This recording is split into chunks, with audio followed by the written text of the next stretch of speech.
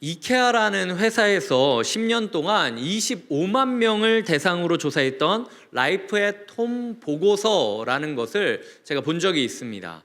이 국토일보라는 곳에서 1월 말에 올렸던 기사를 보고 제가 찾아보고 2월부터 찬찬히 살펴보며 관련된 영상들도 살펴보게 되었는데요. 2023년도에는 38개국 37,428명을 대상으로 이 각 세계에 있는 사람들이 집이라는 키워드를 어떻게 생각하는지 이걸 조사해서 이제 그 이케아라는 회사가 집에 관련된 물품을 파는 회사니까 어떤 타겟을 해야 될지를 찾는 조사 연구였습니다. 그런데 그 중에서 전 세계 응답자 중에 33% 사람들이 집이란 무엇이냐? 함께 사는 사람들과 웃는 것이, 즐거움을 누리는 것이 이 집이라는 공간에 주는 큰 즐거움이다 라고 생각을 했는데요. 한국인은 얼마나 됐을까요? 전체 총 세계적으로는 33%가 집이라는 키워드를 생각했을 때 집은 함께 웃는 거지, 함께 삶을 나누는 거지 라고 했다면 한국인은 그 평균 절반 수준인 14% 정도만 집은 집에서 함께 웃는 걸로 즐거워한다 라는 이야기를 답했습니다. 심지어 히키코모리라는 그 단어가 나온 일본조차도 21%가 좋다고 했어요. 집은 함께 웃는 곳이지. 근데 한국인들은 집에서 함께 웃고 말고는 모르겠고 그냥 좀 쉬게 해달라 이렇게 이야기를 하는 거죠. 자, 여기도 이제 그 부모님들과 할머니 할아버지들이 있는데 집에서 자녀나 손주를 키우는 것이 기쁘냐? 라는 것도 세계 평균이 22%입니다. 4명 중 1명은 기쁘다, 5명 중 1명은 기쁘다, 이렇게 볼 수 있는 거죠. 한국인은 몇 퍼센트일까요? 자녀와 손주를 키우는 것이 집에서 기쁘다. 한국은 8%였습니다. 그러니까 10명 중에 1명만 기쁜 거지 나머지 이제 9명은 너무 힘들다라고 이야기를 하는 거죠. 이와 반대로 집이라는 곳이 긴장을 풀고 편히 쉴 수 있는 곳이었으면 좋겠다라는 응답에는 세계 평균은 30%인데 한국은 40%나 됩니다. 한국인들은 집 안에서 왁자지껄하고 이런 거 안 바라는 거예요. 그냥 날 좀 내버려둬라, 나 긴장 좀 풀자라고 이야기를 하고 있다라는 것이죠. 그리고 맞나요? 잠시만요. 지금 반면에 그 집에서 홀로 있을 때 즐거움을 느끼냐는 내용이 세계 평균이 30%인데 한국인은 40%고요. 그리고 집이 긴장을 풀고 편히 쉴 수 있는 곳이냐라는 말에는 세계 평균이 43%인데 한국 평균은 58%나 되었다라는 겁니다. 한국인들이 생각했을 때 10명 중에 6명은 집에서는 조금 쉬자, 우리 일 벌리지 말자라고 하는 것이고, 그리고 제발 날 좀 놔둬라, 나 혼자 좀 있고 싶다라고 이야기하는 것이 40%나 된다라는 것이죠. 가족이 어디 가자, 가족이 하자 이러는 것보다도 그냥 다 가고 나 혼자 여기 내버려두면 내가 조금 쉴 수 있을 것 같다라는 사람이 훨씬 더 많은 것이 한국의 가정이라는 것이죠. 홈 스위트 홈이라는 이야기는 이미 물 건너간 지 오래되었습니다. 이제는요, 각자 자기 방에 틀어박혀 있거나 아니면은 공간이 없는 사람들은 다 휴대폰만 쳐다보고 있어요. 모니터로 자기가 원하는 유튜브 동영상 보고 이 메시지로 이제 서로 자기가 하고 싶은 얘기 나누고 이러면 있지, 가족끼리 웃고 즐기고 하는 공간은 굉장히 희귀해졌다라는 이야기입니다. 최근 2주간 저는 모세의 부모에 대한 신앙을 이야기 드렸습니다. 명예의 전당, 믿음의 명예의 전당이라는 곳에 올라가 있는 모세 부모의 믿음이 어떤 모습이었는가? 확실한 거는요, 그들은 정말 투철한 신앙생활을 하고 있었지만 그럼에도 불구하고 여전히 힘들었었다라는 사실을 이야기 드리고 싶어요. 출애굽기 1장은 그들의 삶을 몇 가지 키워드를 들어 설명하는데, 무거운 짐, 학대, 엄하게 시킨 엄격한 노동, 이 무거운 짐, 학대, 엄하게, 어려운 노동, 이 네 가지 키워드로 그들의 일상을 설명하고 있고요. 2장 초반부는 일부러 그들이 레위 후손이었다라는 사실을 말하고 있습니다. 레위가 누굽니까? 당시에 성경이 딱 있다고 한다면 창세기밖에 없을 때였어요. 그런데 창세기 말미에 레위의 후손들은 저주받을 것이다. 왜? 레위가 분노 조절이 안 되고 폭력적이었기 때문에 레위의 후손들은 다 흩어질 것이다라고 저주를 받았던 것이 레위 후손들이었습니다. 그러니까 이 모세의 부모에 대해서 이야기를 드리자면 나름대로 신앙생활은 엄청 열심히 해보려고 했는데 사회에서는 을 중에 을이었고 교회에서는 사고 뭉치였던 가정이었다라는 겁니다. 저 집사님은 좀 분노 조절이 안 되는 것 같아. 맨날 있으면 교회에서 싸움만 일어나고 쉽지 않은데, 이렇게 생각하는 사고 뭉치 가족이었다라는 것이죠. 그 가족 가운데 3명의 아기가 태어난 상황입니다. 지난주에도 말씀드렸듯 오늘 이야기는 1차적으로는 부모에 대한 이야기이지만 본질적으로는 믿음에 대한 이야기입니다. 제가 히브리서 11장을 가지고 설교를 해야겠다라고 생각을 하고 설교문을 처음 적기 시작했던 게 20대 초중반이었습니다. 그러니까 이 나름대로의 묵상이 거의 20년 정도 된 묵상인 거죠.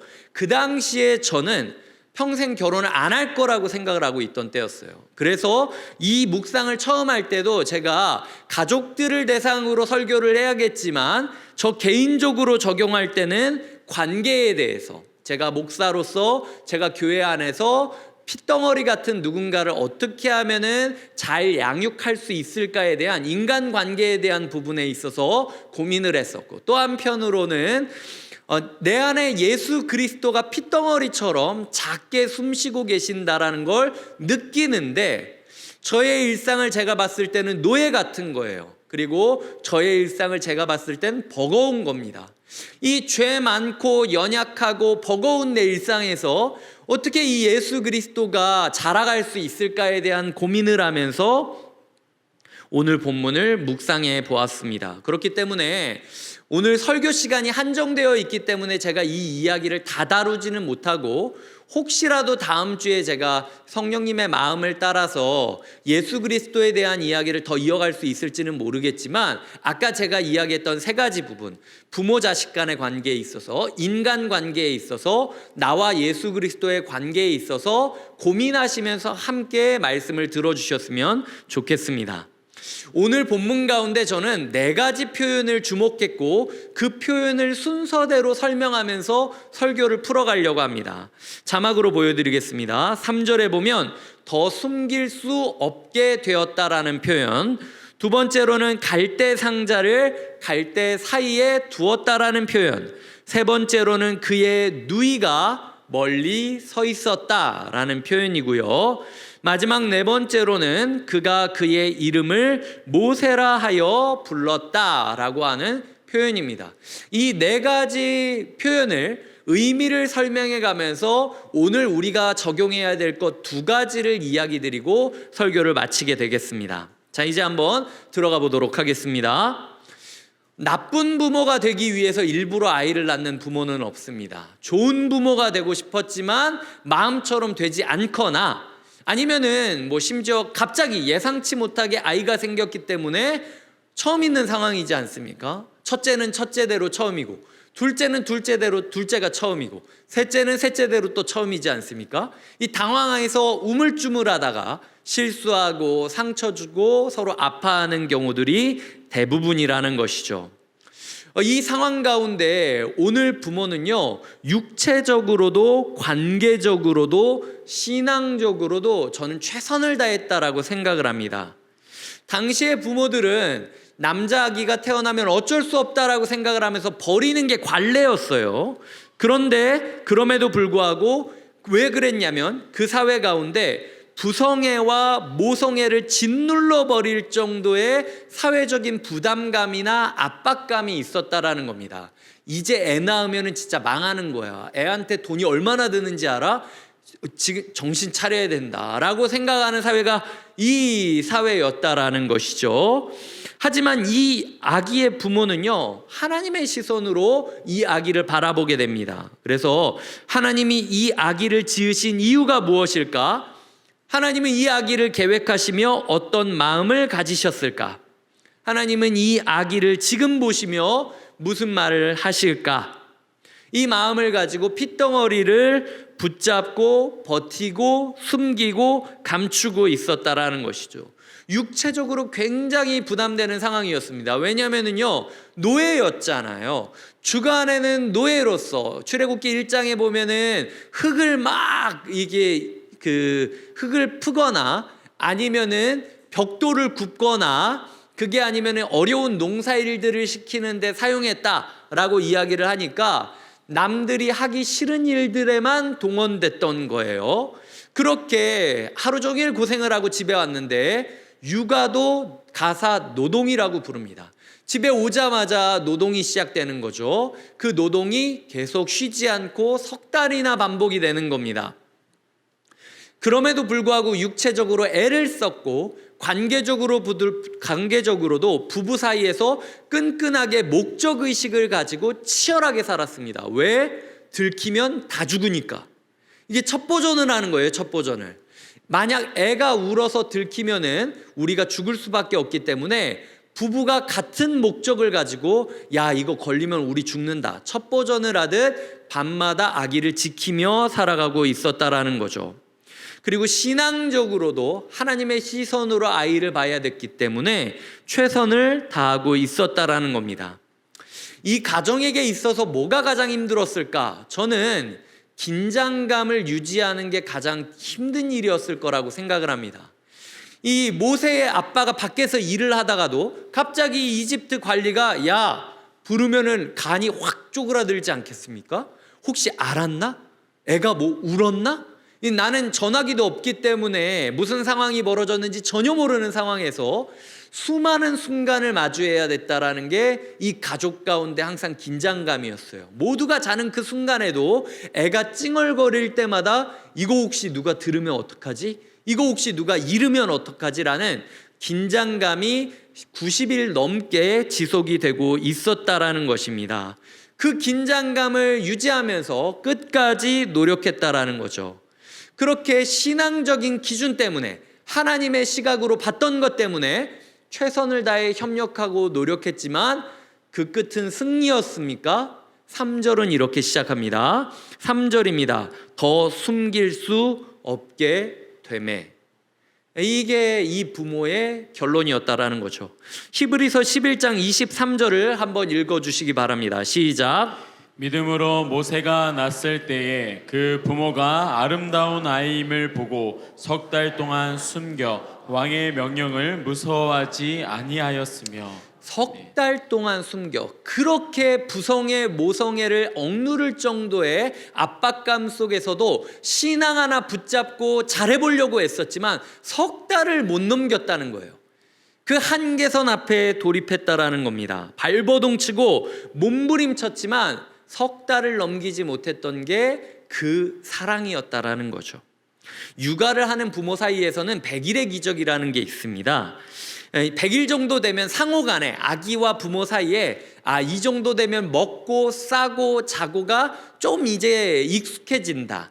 이 타이밍쯤에 뭐가 나오겠구나.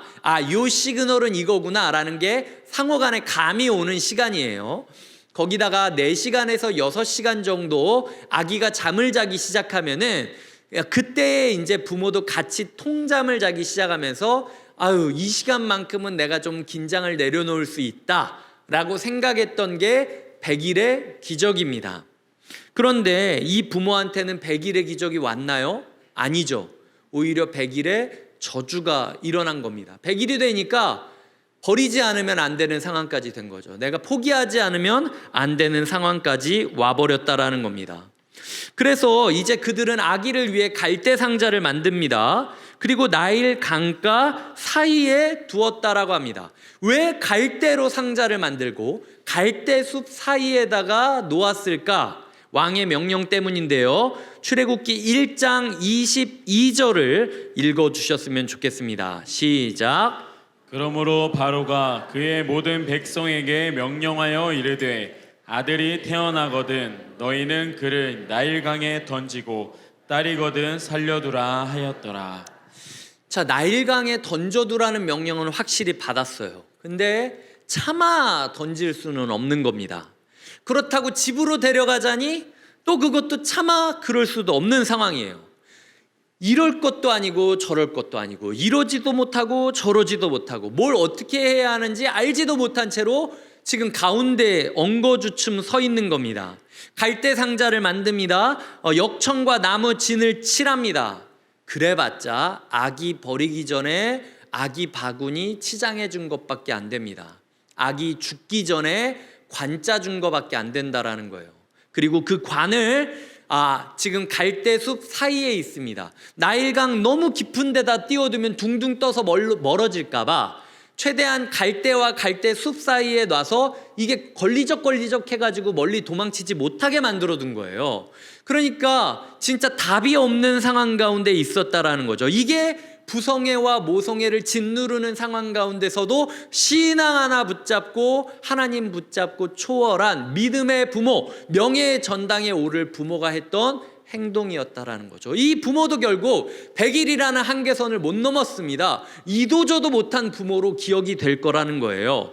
결국에는 하나님이 뭔가 해주지 않으면 우리는 할 수 있는 게 아무것도 없다라는 생각으로 관짜 주는 것밖에 못했던 것이 그 부모가 했던 최선의 행동이었음을 우리가 잊지 말아야 된다는 겁니다. 4절은요, 그의 누이가 멀리 서서 봤다라고 합니다. 아버지는 어디 있습니까? 어머니는 어디 있습니까? 뭘 하고 있길래 왜 누이만 거기서 보고 있습니까? 지금 미리암의 나이가요 10살 전후밖에 안 됩니다. 이게 혹시라도 자기 셋째 동생이 잘못됐다라는, 자기 집 셋째가 잘못됐다라는 걸 10살 전후의 어린애가 그거를 봤다면 이 어린애 마음이 어떻게 되겠습니까? 평생 트라우마에 있지 않겠습니까? 부모 너무 아이들을 방치하는 것 같아요. 부모 너무 무대뽀인 것 같습니다. 이래도 되는 겁니까? 10살 아이의 마음은 고려하지도 않고 지금 어디서 뭘 하고 있는 겁니까? 아이를 두고 일해야 했을 정도로 삶에 여유가 없을 수도 있었습니다. 왜냐하면 몰래 이거를 띄워야 됐기 때문에. 그리고 차마 아기를 볼 마음이 나지 못해서 그 자리에 주저앉아 울고 있었을 수도 있습니다. 하지만 그렇다고 해서 아직 어렸던 첫째한테 그걸 쳐다보고 있으라 결국 그들은 믿고 있던 첫째는 혹시라도 동생의 죽음을 목격할 수 있는 가혹한 상황으로 밀어야만 했던 나쁜 부모였고요. 3살 정도 된 둘째는 이 상황 가운데 그려지지 않고 잊혀지고 있고 100일 된 셋째는 버려지게 된 존재였다라는 거죠. 이게 믿음의 부모가 했던 최선의 모습이라는 것입니다.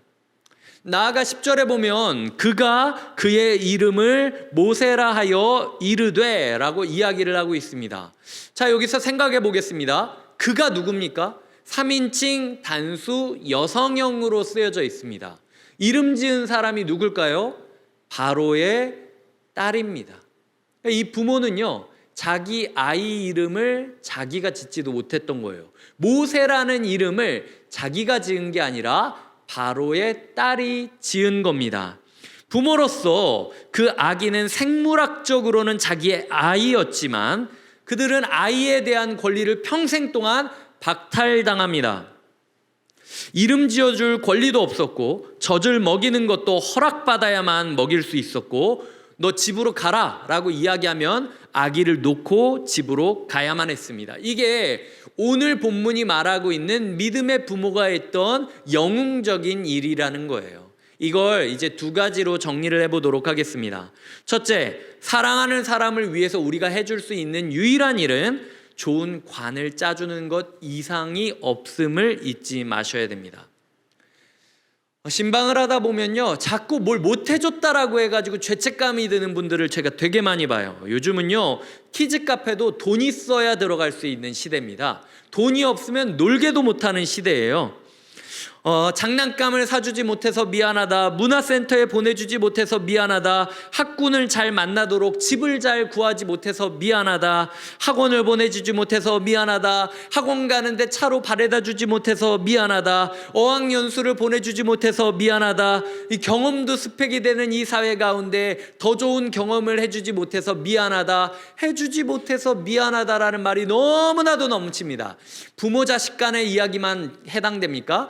남편이 아내에게, 아내가 남편에게, 그 자녀가 부모에게 이렇게도 해당될 수 있는 이야기가 다 이런 이야기지 않습니까? 우리 사회는요, 뭘 해줘야만, 뭘 더해줘야만, 스펙을 얹어줘야만 행복이 온다고 믿는 사회입니다. 그 사회 가운데 우리 모두는 더해주지 못해서 미안하다라는 죄책감과 한계선을 느끼고 있다라는 거죠. 이게 뭐 믿지 않는 사람처럼 뭐 주일에도 열심히 일하고 뭐하고 그래가지고 돈이라도 더 쥐어주면은 얘가 뭐 해외여행이라도 한번 가봤을 텐데 난 그것도 못 시켜줬다, 이렇게 생각하는 부모들이 막상 신방을 하다 보면 많이 있다라는 거예요. 제가 작년인가 재작년인가 드라마를 보는데 그 드라마에서 한 그 신혼부부 이야기가 나왔습니다. 신혼부부가 결혼을 했는데 신혼여행을 못 가고 남편이 바로 일에 들어가야 되는 상황이었어요. 그래서 아내가 막 계속 뭐라고 합니다. 결혼했는데 신혼여행도 못 가고 이게 뭐냐 막 이렇게 이야기하는데 그 남편이 그 아내한테 내가 그래도 사장까지는 해봐야 되지 않냐 뭐 이런 식으로 얘기를 하면서 선물 하나를 띡 주고 가요. 근데 그 띡 준 게 한도 무제한 카드였습니다. 그때 그 아내가 얼마나 행복하면서 아우 당신이 최고라고 이야기를 하는데 제 마음에 깊은 슬픔이, 제가 줄 수 있는 건 체크카드밖에 없는데, 네, 우리의 마음 가운데 결국은 신혼여행이고 뭐도 다 필요 없이 그냥 한도 무제한 카드만 주면 된다라고 이야기하는 시대 가운데 살고 있다라는 것이죠. 하지만 성경은 말하고 있는 거예요. 못 해줘도 괜찮다라는 겁니다. 못 해준 거 가지고 마음 상하지 말라는 거예요. 더해준다고 믿음의 부모가 되는 거 아니라는 거예요. 더해주지 못했음에도 불구하고 모세가 태어날 수 있었다라는 거예요. 하나님께서 우리에게 주시는 거는요, 모든 부모는, 모든 관계는 한계선 앞에 돌입한다라는 거예요. 이 정도 이상은 내가 못 해주겠구나. 부모가 자식 간에도, 자식이 부모 간에도, 남편이 아내 간에도, 아내가 남편 간에도 해줄 수 없는 절대적인 한계선이 있다라는 걸 인정해야만 신앙이 열린다라는 거죠. 거기서부터 믿음의 관계가 시작된다라는 겁니다.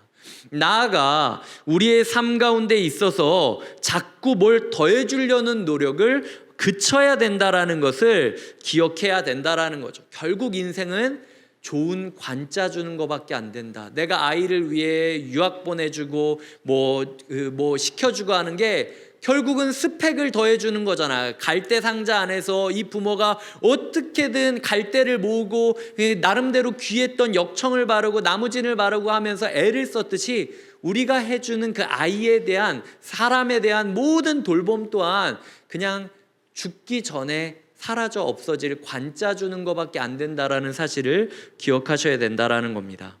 하지만 우리가 하나님께서 그럼에도 불구하고 우리에게 이렇게 말씀하심을 믿어야 돼요.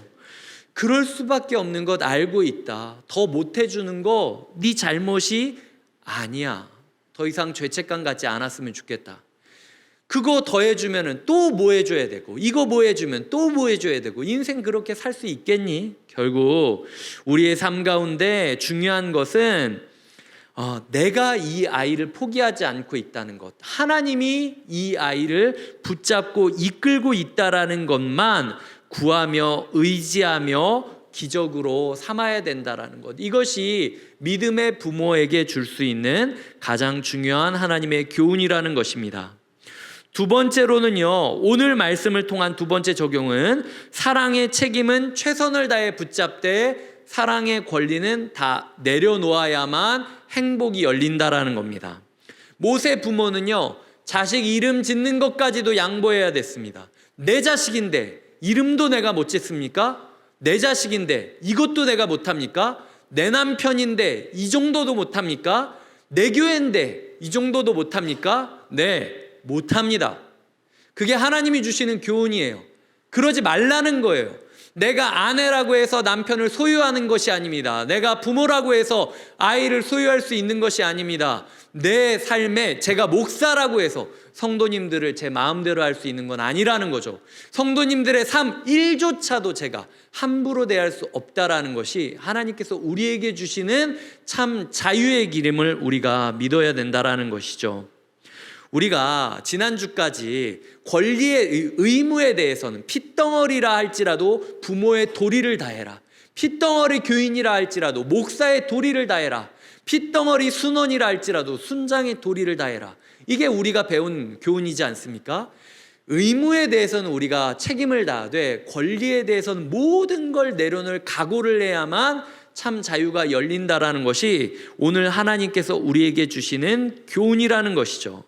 결국 모든 관계 가운데는 두 가지 키워드가 있는 거예요. 어디까지 하나님께 맡겨드릴 수 있느냐, 어디까지 하나님 앞에서 내려놓을 수 있느냐.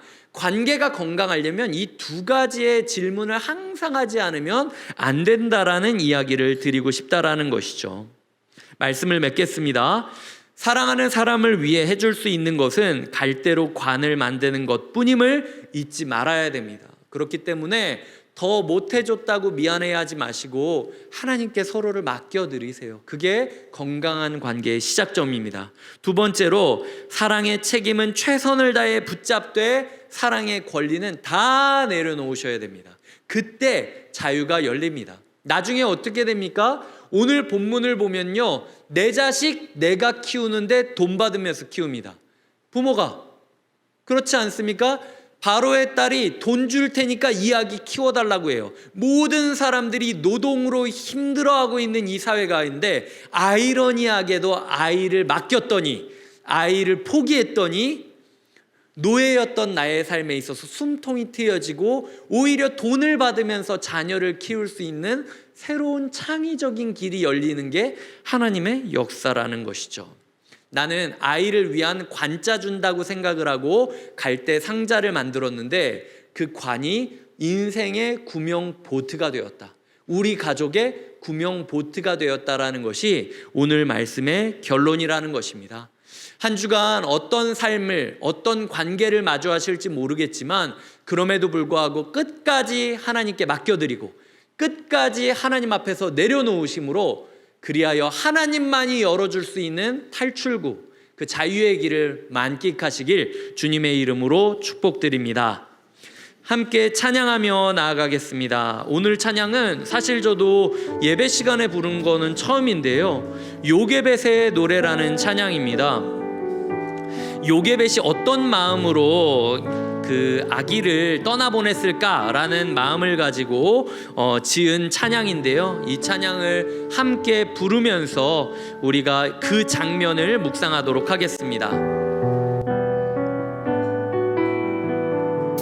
작은 갈대 상자, 작은 갈대 상자, 물이 새지 않도록 역청과 나무 지느칠하네.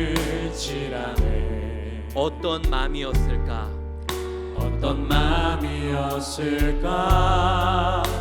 그녀의 두 눈에 눈물이 흐르고 흘러. 동그란 눈으로 엄마를 보고 있는 아이와 입을 맞추고 상자를 덮고 강가에 띄우며 간절히 기도했겠지. 정처 없이 강물에 흔들 흘러내려가는 그 상자를 보며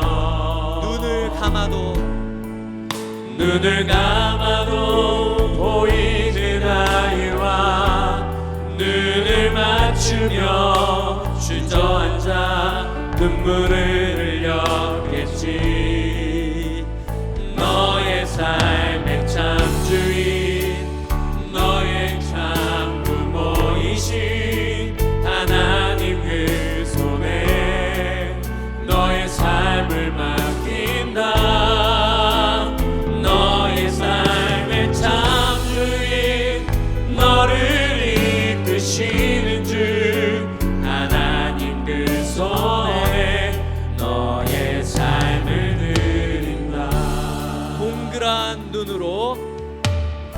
그늘한 눈으로 엄마를 보고 있는 아이와 입을 맞추고 상자를 덮고 강가에 띄우며 상자를 덮고 강가에 띄우며 간절히 기도했겠지.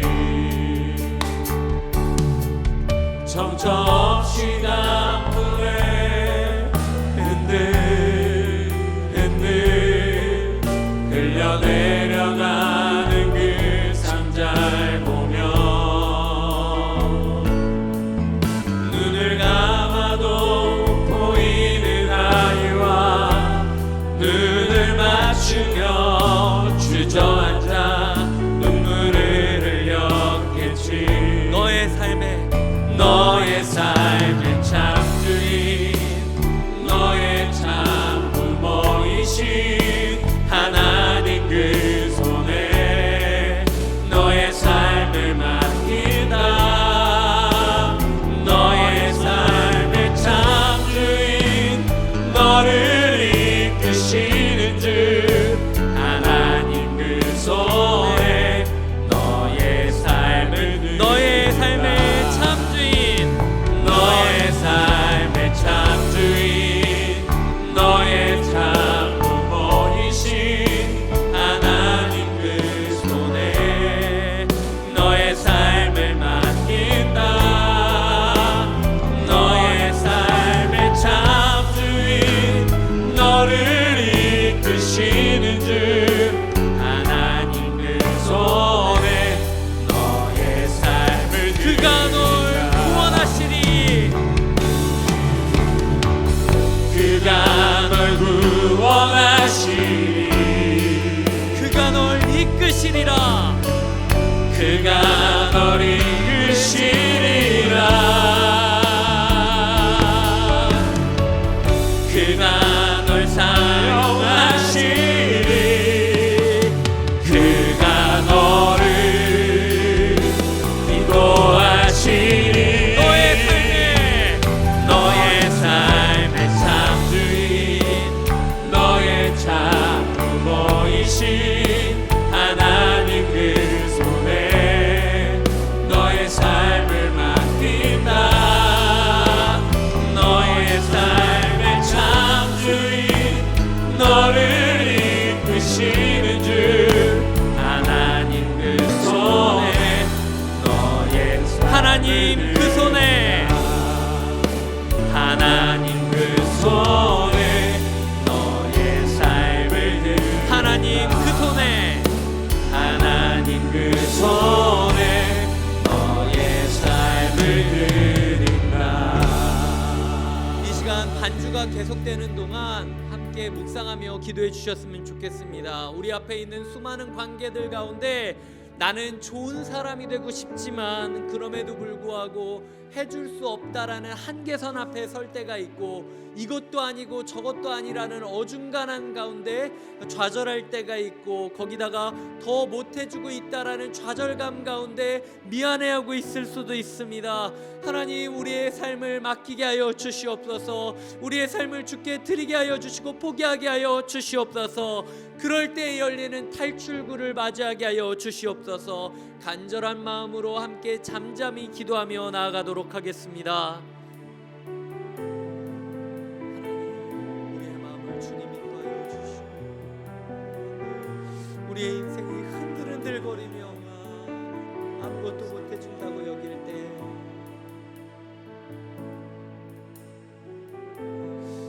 하나님 나는 왜 이걸 못할까라는 좌절감 가운데 무너질 때가 많았음을 고백합니다.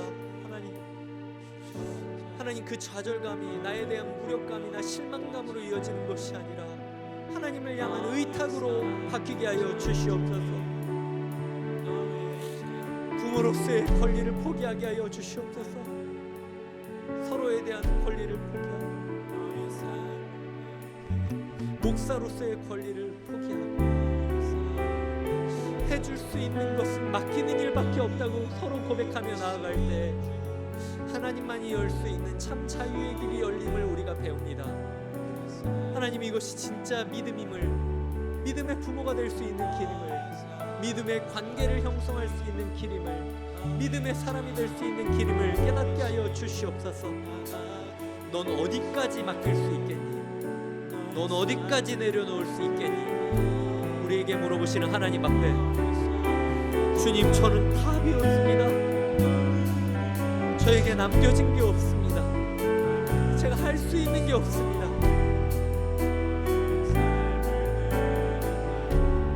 하나님, 우리의 삶의 가운데 가까이 있고 싶어도 가까이 있지 못하는 그 무력감을 주님 극복하게 하여 주시고, 비록 나는 둥둥 뛰어보내는 것밖에 하지 못하고 멀리서 쳐다볼 수도 없이 무너져 있지만, 그럼에도 불구하고 하나님 아버지께서 주시는 능력으로 말미암아 나의 삶에 하나님의 회복이 있게 하여 주시옵소서. 우리 가정이 회복되고 우리 교회가 회복되게 하여 주시옵소서. 곁에 있는 교회 모든 성도님들 삶 가운데 하나님으로 인한 탈출구가 열리기를 원합니다. 수고하고 무거운 짐을 다 내려놓고 이제는 주님의 방주 안에, 주님의 갈대 상자 안에 우리의 삶을 의탁하게 하여 주시옵소서.